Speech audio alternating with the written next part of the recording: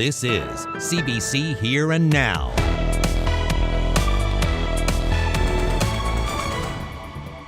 Yeah, a lot of people are asking for his picture, so I figure his face is gonna start hurting. And one kid asked what we did in the dressing room after we won. Had to keep that one a little PG. Tonight, NHL Stanley Cup winner Alex Newhook is meeting his fans. It actually gives you a sense of belonging because we all come here as immigrants. We get to start careers, but you need that balance between work and your outside work. The sport of cricket is growing in Newfoundland and Labrador, but there's a group of people who want it to grow more. I'm Jeremy Eaton and I'll have that story coming up. Welcome to Here and Now. I'm Carolyn Stokes. We begin tonight in St. John's. Two families are reeling this week after a woman reported being sexually assaulted at a public park. Now, the alleged victim calls the incident traumatizing, while the parents of the man charged say they're devastated, and they say that their son has complex needs. Now, this is a complicated story that goes beyond Monday's incident at Bowring Park. Ariana Calland has been following this. So, Ariana, both sides are pointing to a series of systemic failures here. But first, can you bring us back to Monday? What happened? Yeah, that's right, Carolyn. Well, the Royal Newfoundland Constabulary says it was called to a report of a sexual assault Monday afternoon, not far from the pool at Bowring Park. Now, first, a warning. Some viewers may find the details of this story disturbing. Police ended up charging a 22-year-old man with sexual assault there, and the woman says she posted the attack online, the encounter on Facebook. The details of that post was shared and it sparked outrage and fear. Now, we did speak to that woman today, and she says the man, a stranger, told her he was going to sexually assault her, that he grabbed her, pulled on her bathing suit, and was touching himself suggestively. The entire incident, she says, was traumatic for her, her mother, and her niece. We're not okay. I only made this public so that I could warn people, but I have very bad anxiety, and my anxiety's through the roof. I've been having constant anxiety attacks. I can't sleep. I'm shaking. I'm crying one minute to the next. Now, last evening, I went to the Flynn family home near Bowring Park. Their 22-year-old son is the man charged. He's also autistic and has intellectual disabilities. Calvin Flynn says he and his wife are their son's court-appointed legal guardians, and on their own, they provide him with 24-hour care. Now, Flynn says he and his son walk in the park daily, but on Monday, the father decided it was just too hot to go out. Then Flynn says his son did something he hasn't attempted since childhood. The young man left the house unnoticed. A short time later, Flynn found his son in the back of a police car at Bowring Park. Flynn says he's sorry to the woman who was involved. It's absolutely devastating, and the worst part of the whole thing is does not understand what's going on. He doesn't understand why he was put in the police car. He doesn't understand any of this. And going down and get him fingerprinted and go to the courts, mentally he cannot do it. It's impossible. So we're going to have to do it, and it's going to be heartbreaking, but it's got to be done. I would just like to say to the lady in the park yesterday that I'm sorry this happened. I'm sorry that the system failed us, and it bloody well definitely failed her. Now, as you heard Flynn say there, he says his son does not understand what happened. He says this incident highlights how people like his son are falling through the cracks and are being failed by the systems meant to protect and care for them. Erin Breen is his lawyer. She says this isn't a typical criminal case. They're taking this very seriously. They understand the fear that this caused. They understand the impact on the young woman. But for example, they have a security system in their house. They are now enhancing that security system to ensure that this can't happen again. So anything you would expect a reasonable person to do to ensure, public safety, they are certainly doing it and doing everything they can. But this is a family who really needs help. They're overwhelmed. They've done everything they can. Now, the woman at the heart of this says she will speak to the police about the man's history and hopes the family can ensure that he remains supervised. I don't know if that man is mentally capable of understanding what's happening. Like, I don't wish to punish him because I'm aware that he has the mentality of a child. I don't think that punishing this man is going to do any good. I just want him to be supervised at all times. Okay, so Ariana, what happens next? Yeah, this morning, the province's top prosecutor responded to questions about what happens in a case when someone has diminished mental capacity, but they're also criminally charged as an adult. Lloyd Strickland says it's unlikely his office would have had all the information it needs at the moment a charge is laid, but it does assess evidence as it's collected to determine whether there's a reasonable likelihood of conviction and whether it's in the best interest to proceed. Reporting live from the newsroom, I'm Mariana Kelland. Well, in other news, crews continue to make progress with the forest fire burning near the Bay d'Espoir Highway. These photos released by the provincial government show the burned out sections. Air support, pump units, and 29 personnel have been on the scene today trying to contain the blaze. The Department of Forestry says the fire is not near any communities. The fire now covers 741 hectares, and that's larger than 1,800 football fields. The highway is now open, but drivers are asked to only travel that route if it's absolutely necessary and to drive slowly in the area. It's not known yet if the highway will be closed overnight.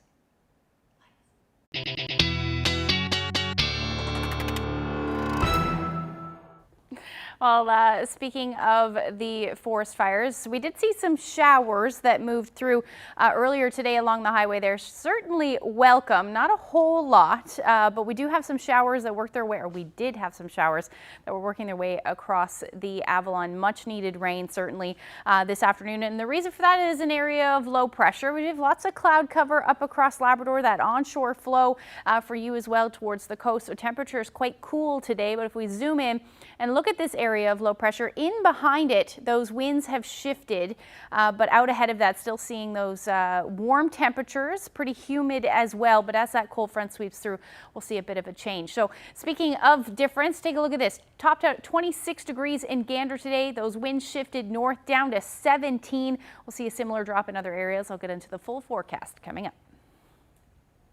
Thanks, Ashley. Well, in the last week, 3 more people in the province have died as a result of COVID-19. That makes 11 COVID-related deaths in July alone.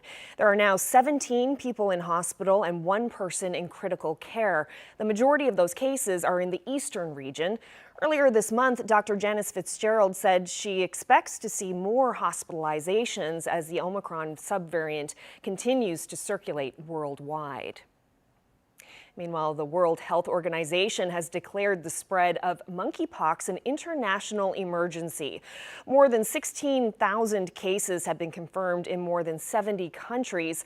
Both the WHO and health officials in Canada have issued directives to help reduce the risk of infection and spread of monkeypox. Public Health Agency of Canada recommends practicing safer sex. Having fewer sexual partners, particularly anonymous partners, even when they don't have symptoms, can also reduce your risk of getting infected. So far, there are 745 confirmed cases of monkeypox in Canada. Most of those are in Quebec and Ontario. According to the available data, men make up 99% of the cases. The federal government has supplied more than 70,000 doses of vaccine across the country. Now we're going to speak with a doctor about monkeypox in about 25 minutes, specifically about what you need to know about the illness.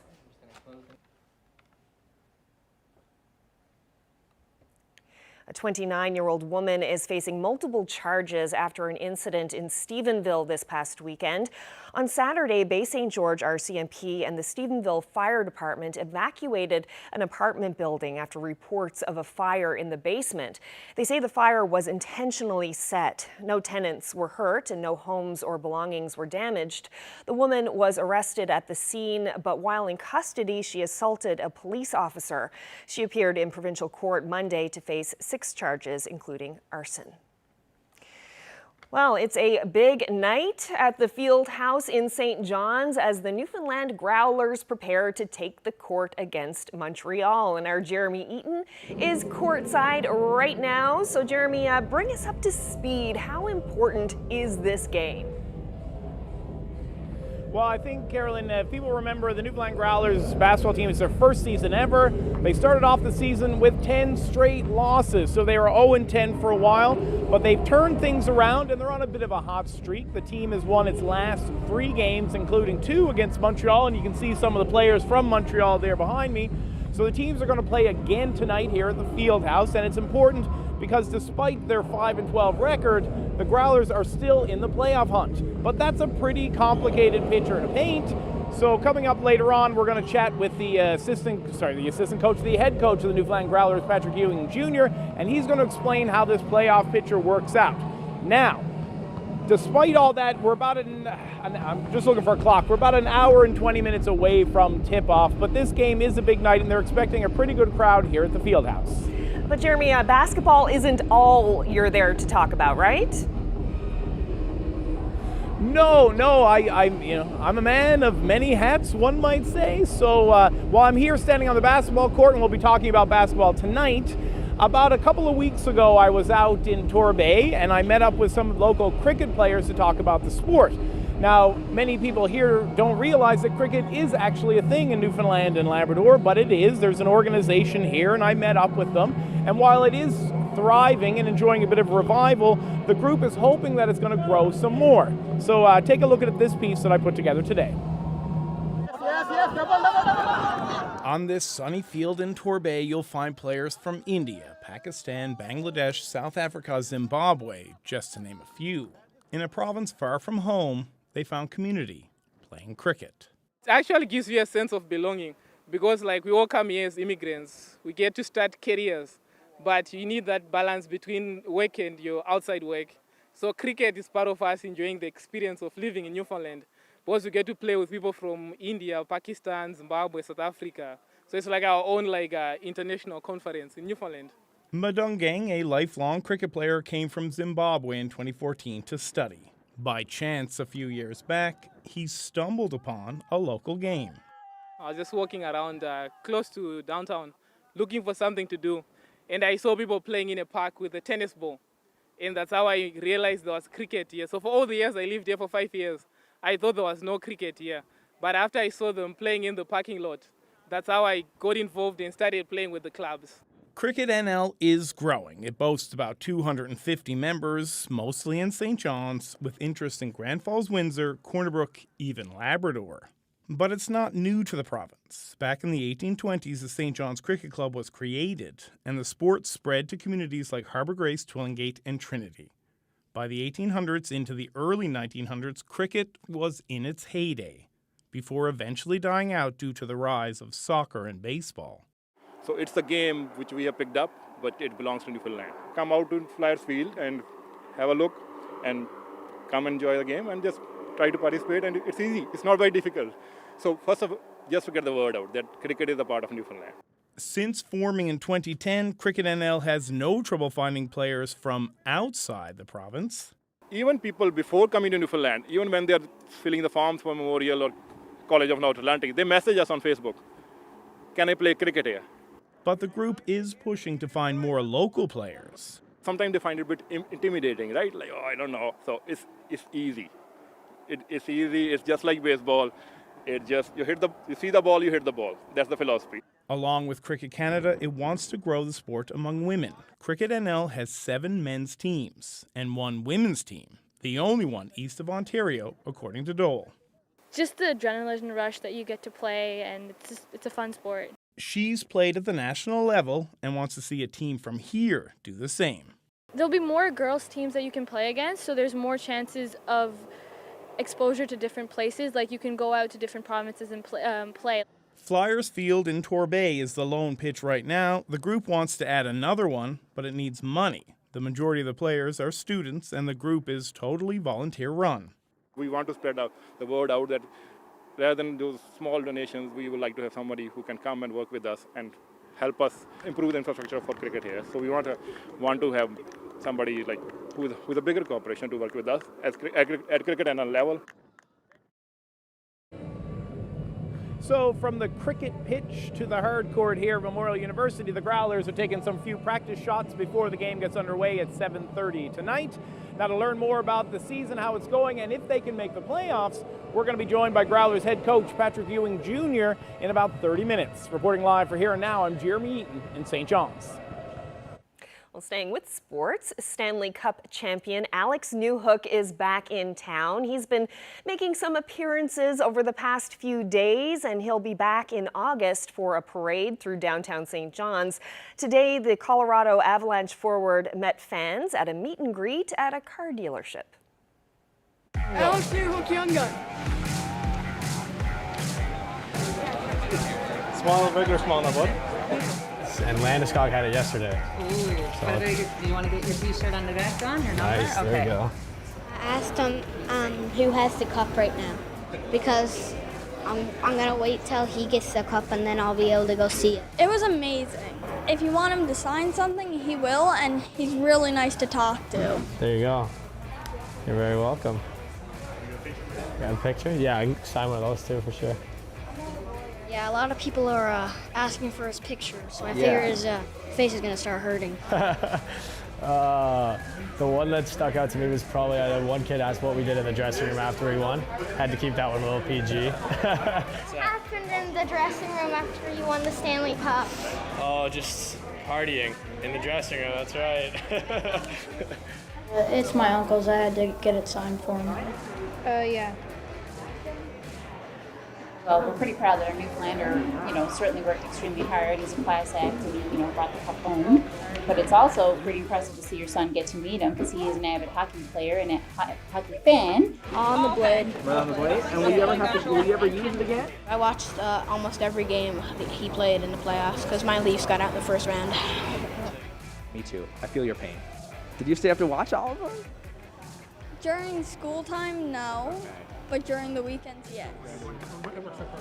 Yeah. It's been a fun summer, and not a lot of rest. As much as the time off is definitely nice, after a long season like that and after all the emotions of winning the cup. But it's been nice to kind of come back and see all my friends. Everyone's obviously excited about it, but to be able to enjoy this moment with my closest friends and family, it's been fun.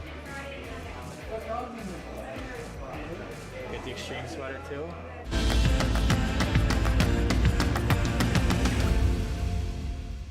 A group dedicated to cleaning up our polluted coastline will soon add a new boat to the fleet. Clean Harbors Initiative got a $20,000 boost from the province today. Founder Sean Bath says that money will go a long way in helping the organization clean up the province's harbors. As a commercial diver, Sean was seeing firsthand the amount of trash that was littering the bottoms of our harbors. In 2018, he decided that it was time to do something about it, and he established the Clean Harbors Initiative. And in just 4 years, his work has seen the removal of approximately 200,000 pounds of ocean trash, including just over 3,000 car tires and 35 ghost nets. To help keep this important work going, I'm very pleased today to announce $20,000 to support the Clean Harbors Initiative. And we rollers up here, we rollers up front, put a wheel out on her, basically did the entire boat over, right? Well, this means the world to us. This $20,000 basically pays off all the expenses that we had retrofitting this boat, or at least the bulk of it, right? So this is going to help us get our boat at the shop a whole lot faster and get her in the water. And now this boat will be used to collect tires and trash off the bottom of the harbors or out on the beaches doing beach cleanups, right?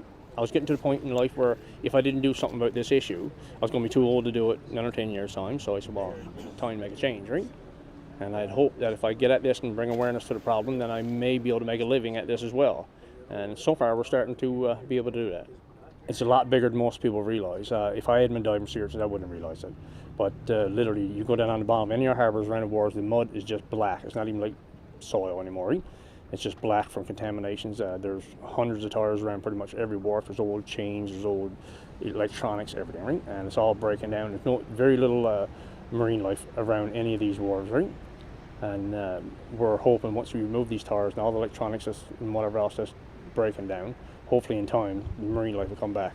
Most of the stuff we find on the bottoms of harbors are tires, old fishing gear, electronics on the boats, batteries are everywhere. Yeah, anything that sinks that's involved in fishing gear or you see around the water's net usually ends up going overboard.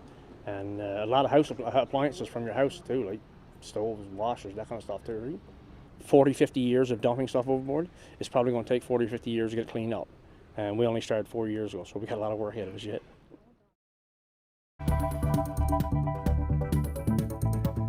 While taking a look at the muggy meter over the next couple of days for Central, we'll see a bit of a change as we head through Thursday. Then we get right back into it for the rest of the week. I'll get into the full forecast coming up.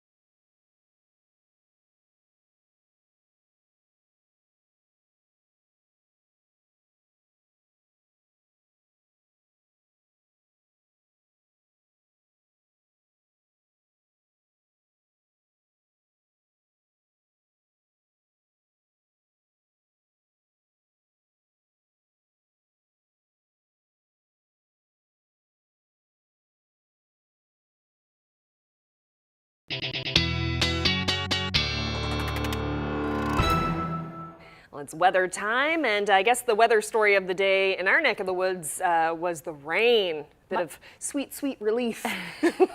That's one way to put it. Definitely. We saw a few showers last night, and then tonight, or today rather, lots of showers around, which was nice. Yeah. Much needed rain. And a few of you were asking how much rain happened. So let's take a look at that today. We saw a 7.4 millimeters of rain, so that takes the July total up to 70.1 millimeters. but that's still below the July average of about 91.6. So I don't think we'll get there, but that one day where we saw about 45 millimeters of rain certainly helped. But overall, it has been a fairly dry month, that's for sure. So temperatures today were mild in some areas for sure. 23 degrees in St. John's, 26 in Gander, 28 or Badger. You topped the charts today, and then up across Labrador, still in those single digits along the coast, and we can thank onshore flow for that. Only about 11 degrees in Cartwright this afternoon. So taking a look at what's going on right now, finally seeing some sunshine, it looks like, out there after most of the day being gray. Those temperatures now down to, or still sitting at 23 degrees. That humidex right now at 31. Bit of a breeze out there, those westerlies between around 26 kilometers per hour. So that's certainly feeling nice. And if we take a look at the humidex across the board, it's feeling more like 30 in Terra Nova. And then as you head further west, some drier air in place. So not much of a humidex for you for Corner Brook. Same thing for Lassie and even St. Anthony.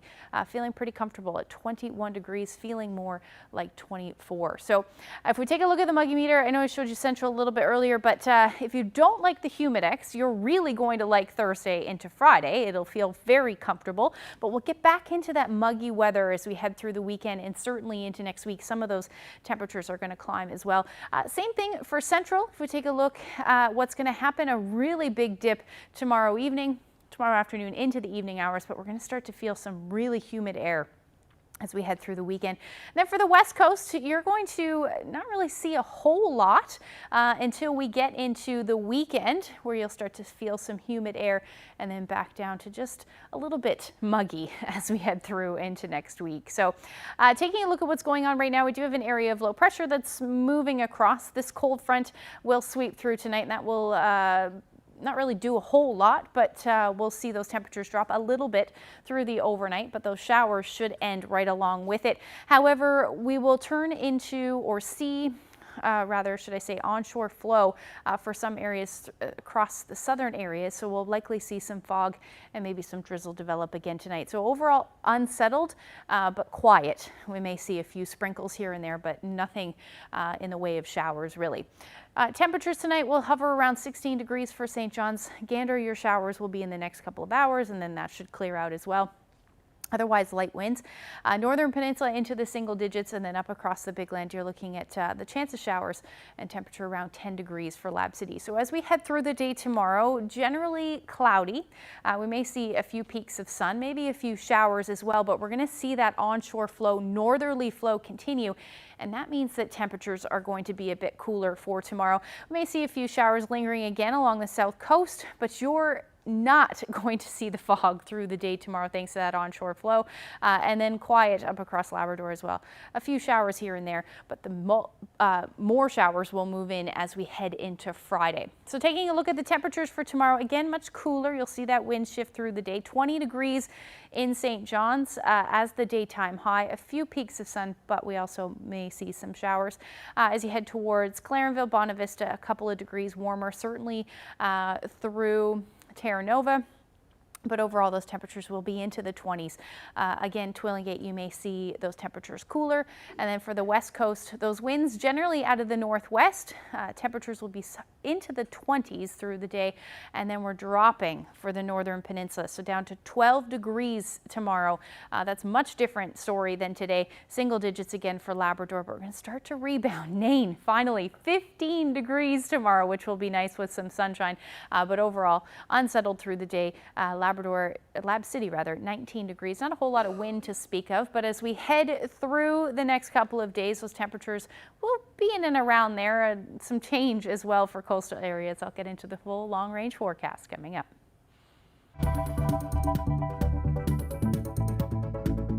The majority of the cases are happening in new countries that they've never seen monkeypox before. And it's just like those dandelions that end up on your grass. You know that they're going to spread. Understanding monkeypox. We hear from a physician who's been watching the cases rise in Canada. And tomorrow on CBC Radio St. John's Morning Show, get an update on the municipal strike in Mount Pearl. You'll hear from the mayor and the union. And on Newfoundland Morning, a North Carolina woman who discovered family in this province through a DNA test is here to visit.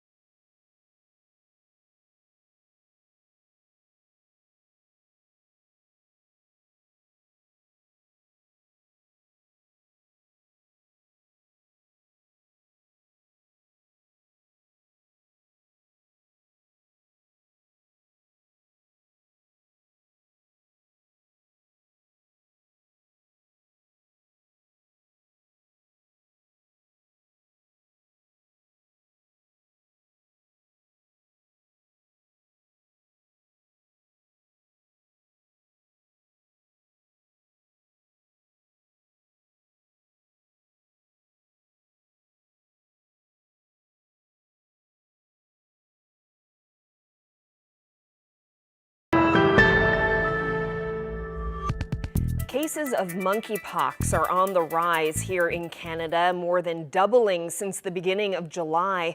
There are now 745 confirmed cases in the country. The World Health Organization declared the virus a public health emergency of international concern. Dr. Peter Lynn is a family physician and a CBC medical columnist. I spoke with him earlier and began the conversation by asking what people should know about this disease. I guess the first thing is that it's a virus. So that means that it cannot move on its own. It cannot make copies of itself. It needs us to do everything. It needs us to move it to the next person. It needs us for the photocopying system to make copies of itself. Now, once it starts to make copies of itself, then basically we get the fever and the swollen glands. And then we might have those blisters, that we've seen pictures of that are quite painful. And public health has been telling us that you get this through close contact. And I think, unfortunately, all of us are thinking, close skin to skin contact kind of thing. And you would have to have a cut on your skin and then the virus can go in that way. But that's actually not the most efficient way for the virus to actually go from one person to the next. So the most efficient way, and the one that I'm scared about, is that you could breathe this in. So if you look at the public health warnings, it'll say respiratory droplets could have this monkeypox virus in it. So that means in the breath of somebody, there could be the monkeypox sitting in those respiratory droplets. And so therefore you could breathe this in. And suddenly now a lot more people will be at risk of collecting or getting this virus. And so how do we know that it can spread? So actually in 2003, there was an outbreak of monkeypox in the US, and it was in people that had bought these prairie dogs as pets. So nothing to do with, close contact in that sense. It was just from prairie dogs. And what had happened is that those prairie dogs, before they were sold, they were housed in the same room as some animals that were brought in from Africa. Unfortunately, those animals had monkeypox. The monkeypox went across to the prairie dogs. The prairie dogs then infected their owners when they were sold to those owners. And so basically, when they did these autopsies on these prairie dogs, the lungs were full of virus, full of monkeypox virus, which means that the virus was actually breathed in. And actually, if you look back to the very first case, the very first human case of monkeypox, it was in 1970, and it was actually in a 9-month-old baby. And the reason why the baby part is so important is that no parent is going to let somebody with blisters on their skin rub up against their baby. So definitely the baby did not get it through skin contact. And so most likely it was breathed in. And the scary part about that story is that they never found the original person that gave the virus to the baby. Because you think about it, right? That person, if they had blisters, then that would have been the first case of monkeypox. So the fact that the baby was the first case meant that the person that passed the virus had no symptoms. They didn't have any blisters or anything like that. So based on these sort of clues, I guess, sort of like a whodunit, we can say that you can probably breed this virus in from those prairie dogs that we saw. And then number two is that you don't have to have any symptoms or even blisters to pass the virus. And that might be why this virus is spreading kind of around the world so quickly.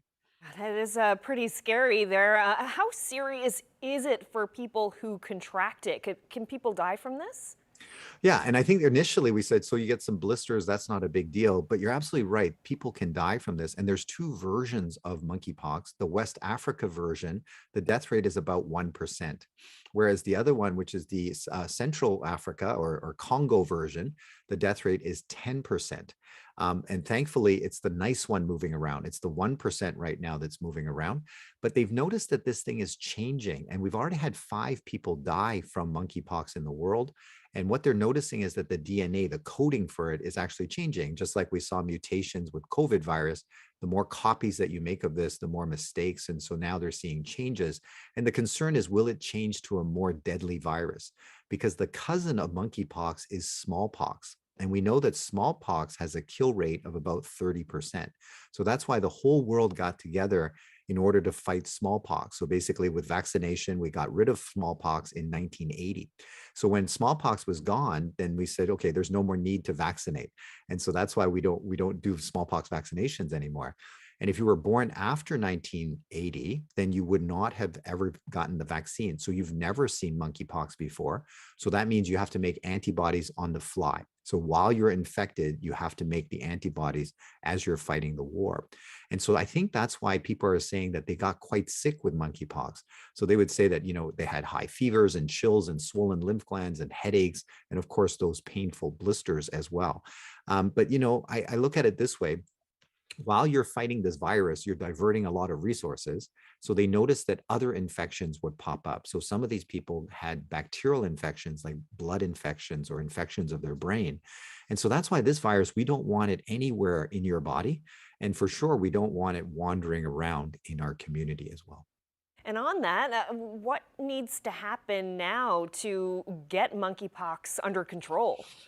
Yeah, I think the first thing is we have to tell people that you could breathe it in. And I think once you mention that, people go, oh, okay, that's more serious, right? So yes, it can come across the skin, but you can also breathe it in. And then that means mask and distance becomes important again. So those simple things that kept us safe from COVID could keep us safe from monkeypox as well. Now, we do have vaccines already for this one. And so the vaccine, unfortunately, we don't have enough of it. So therefore, we do this ring vaccination business, which is for people that have the infection, we vaccinate the people around them. So that way they don't spread the virus out and their family members and friends do not pass it outward. So when we don't have enough vaccine, this will protect the most number of people by keeping that virus contained within that ring. We also have some pills, it's called TPOXX. It stops the virus from actually making the final coating around the virus. So if it cannot finish itself, itself, then it cannot go and infect other people or infect the rest of your cells in your body. But unfortunately, we don't have enough medications. And so therefore it's reserved for the sickest people that end up in hospital with monkeypox. So with limited amount of vaccines and limited amount of pills, what should we do? Stop the virus from coming on board. So what we need to do is do the mask and distance thing and be a little bit picky about who you take your mask off in front of. In other words, assess that person. Are they likely to bring you virus? So like our Trekkie fans, from Star Trek, shields up.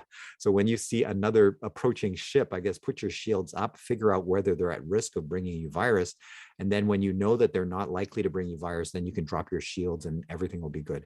And I know it sounds kind of crazy, but if we do it this way, it'll protect you against monkeypox, COVID, another pox, or whatever that might be coming down the road. So we just protect our own personal borders, make sure the virus never comes on board, then we don't have to deal with, monkeypox and all these different viruses coming into our community. And we have lots of practice doing all of that with masking. Some really important information there. Dr. Peter Lynn, thank you so much. Thank you very much.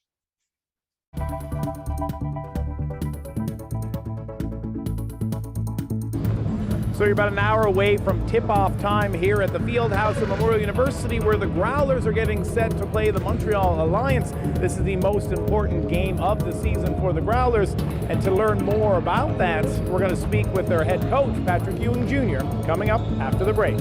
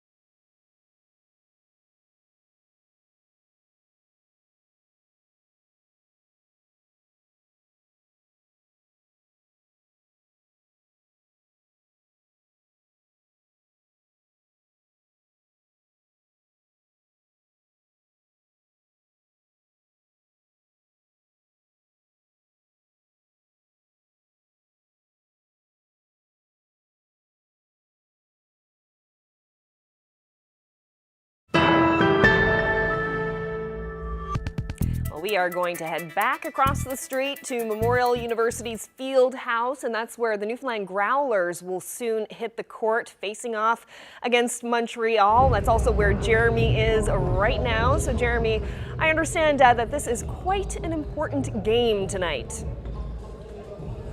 Yeah, it's a very important game for the Growlers, so it's like a must-win situation, but nobody wants to hear from me. Growlers head coach Patrick Ewing Jr. is here. Coach, thanks for joining us, first of all. Of course. So, slow start to the season, but the team's been on a bit of a hot streak. What's changed? What's different? You know, I don't know if much has really changed. I would say we're just starting to execute better at the end of games. That was a real problem for us at the beginning, and we've kind of figured out a way to trying to word this right. We figured out a way to just get through the games and execute at the end a lot better than we had been. So now, you know, we went off to a slow start in the games that we should have. There were a couple games in there that were 1, 2-point games, 3-point games, and now we've turned that around and we've actually got some wins out of it. So it's a learning process. We're a new team, new coach, new GM. So it took a little while to get used to each other, and now here we are now. So how important, now I know that you're on the team is on a 3-game winning streak. How important is this game tonight against Montreal? Oh, it's very important because we still have a chance to make the playoffs. So in order for us to make the playoffs, one of the boxes that we have to check is winning out the rest of our games. So coming in here and trying to beat Montreal for the 3rd time this week, which is going to be a tough task, but coming in here and trying to beat them is the first part of that. So we will continue to keep trying to play the game the way that we've been playing it, and hopefully we get our win tonight. So you got to get a win tonight. Guelph's got to lose. Can you sort of paint that picture for us a little bit? Yes, definitely. So in order for us to make the playoffs right now, we have to win out the rest of our games. Fortunately for us, one of those games is against Guelph. That'll be our game on Friday. And we'll beat Guelph, and then I think Ottawa might have to lose one game here or there just to make sure that we solidify a 7th place, so that way we aren't in a 3-way tie with the same record.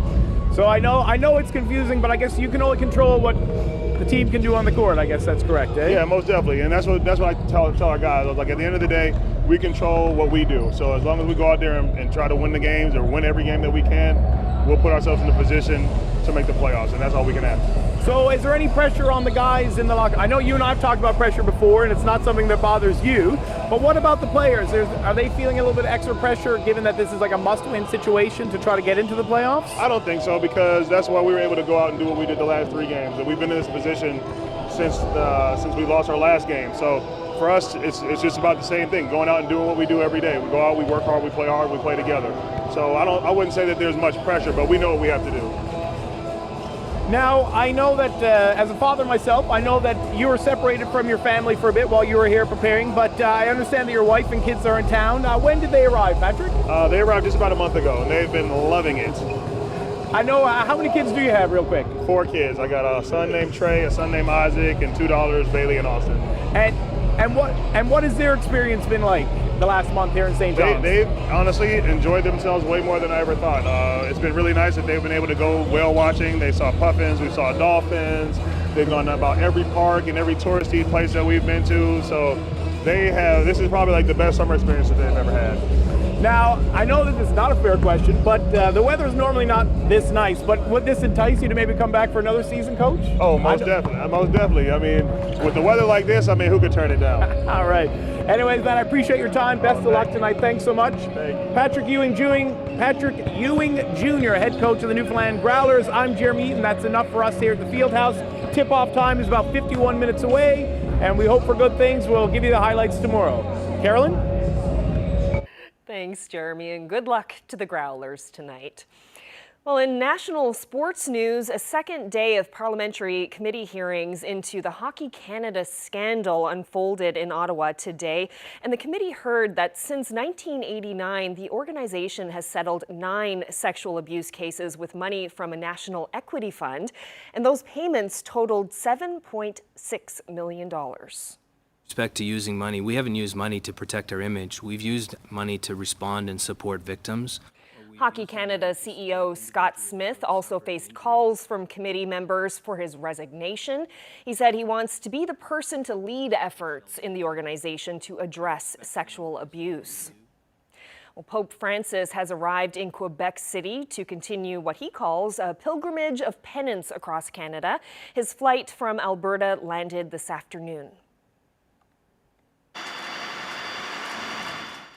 Pope was greeted by several dignitaries, including Indigenous leaders and Quebec Premier François Legault. The stop includes a meeting with Governor General Mary Simon at her official residence in Quebec.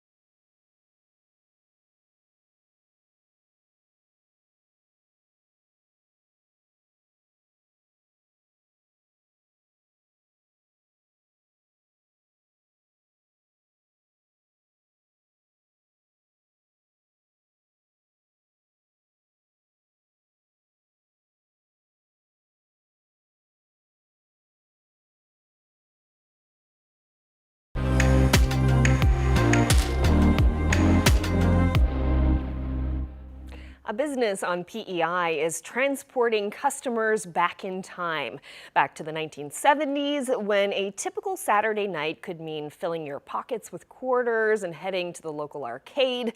Pinball machines are a bit harder to come by these days, and that's where Seven's Pinball-O-Rama hopes to step in.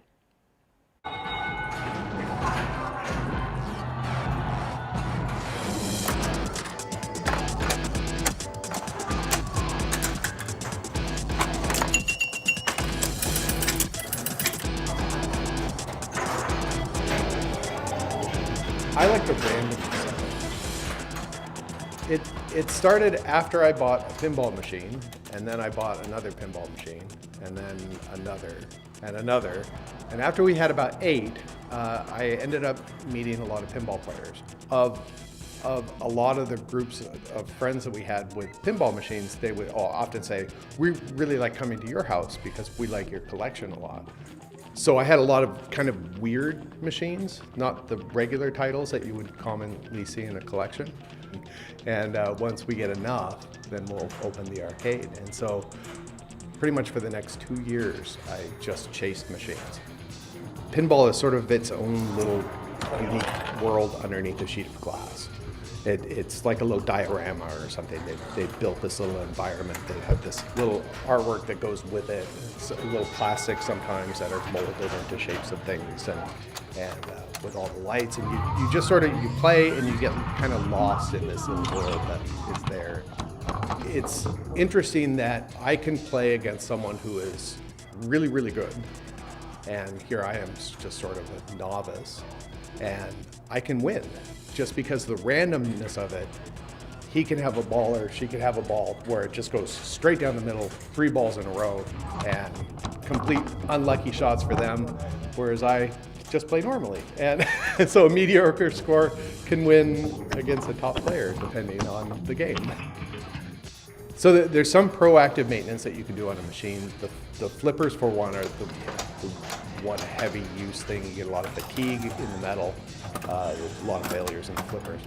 I like that part of it, of the mechanical aspect of it, of this mechanism has to move by way of an electromagnet, and why is it not working, or what can I do to make it work a little bit better? I like that aspect of it. So 1934, Rube Gross and Company, and it's a machine called the Mystery 6. And it's no electricity, no lights, no bells, no whistles. It's completely mechanical. In the last 20 years, there haven't been pinball machines scattered around in convenience stores and restaurants and stuff like they were when I was a kid. There was video games and there's usually a pinball machine or something floating around somewhere. It hasn't been like that for years. So I kind of forget that it's a unique machine for people to see.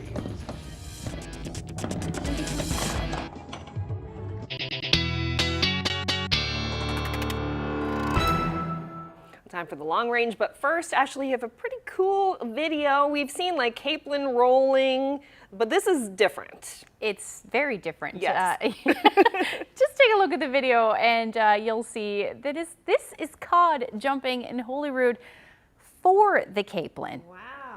Yeah, Connie shared this photo with us, or this video rather, and she said she'd never seen it in real life, but it was really neat to see, and I can imagine it would be. Yeah, I guess you could just go out and scoop up some cod with the net. Yeah.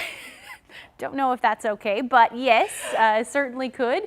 Yeah, great capture there. I love this video, but I know someone or other people will be jumping for joy, especially if you are not a fan of the warm temperatures that we've been seeing over the last couple of days. Certainly as we head through Friday, we are looking at a bit of a cool down, and that's because the winds are going to shift more onshore. So temperatures as we head through the afternoon are going to be a lot cooler than what we've been seeing, but around seasonal for this time of year. We'll also see the chance of a few showers lingering across the island. And then up across Labrador as well, some heavier rain will move in for you as we head through the afternoon and then towards the coast as we get into Saturday morning. So there's the temperatures. St. John's 19 degrees. Again, we'll see a break in the humidity for Friday.